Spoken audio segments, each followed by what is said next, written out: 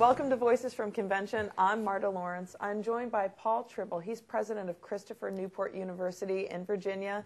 And, you know, he's on the President's Council of Division III. He's going to chair it next year.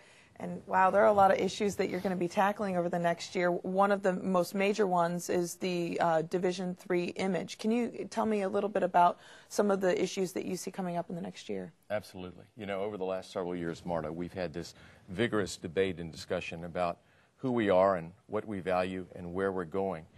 And now that that's come to an end, we're in a position, I think, to chart the future.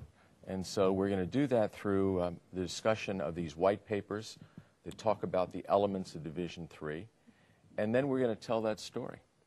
You know, can you give me a little bit of thought about what was in those white papers and what people can read in them? Well, what we've learned in this discussion over the last several years is that what unites us as a division is far greater than what divides us. There are over 400 schools in Division III. The largest division. From the Atlantic to the Pacific. And we are different in many ways, but what unites us is a commitment to that student-athlete, to ensuring the student-athlete is an important, all-important member of the academic communities on our campus. That word student really comes first before athlete. And so learning from our friends at Division II and some of our other colleagues at the NCAA, what we're going to do is tell that story a lot more powerfully and persuasively. You know, we actually had Bill Pennington in here yesterday talking about some of the athletic scholarship issues that all the divisions face, and he was talking about how beneficial the Division III model is, because in his research he's had a lot of conversations with parents who you know, may not even know that Division III exists. Do you hope to kind of help dispel some of those issues through this examination of your image? Well, you know, I think there are a lot of concerns about athletics in America and the commercialization of the student athlete and the pursuit of dollars. It's become a huge business. Our business is educating the young men and women that come to our campus.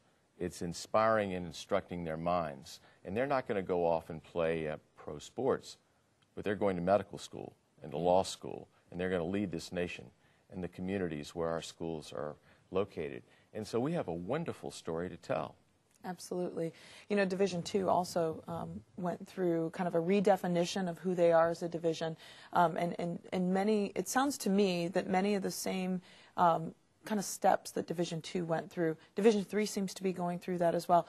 Can you tell me, did you learn anything from Division II's experience here? I think what we learned is that by going through this process, by looking inward, by talking about who are we, what do we believe, what it is that we're going to accomplish together, and then telling that story, we can create a lot of excitement, energy, and momentum. And that's precisely what we're about.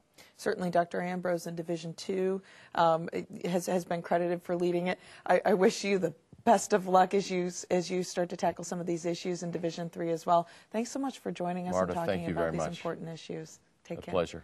Thanks for joining us for another edition of Voices from Convention. I'm Marta Lawrence.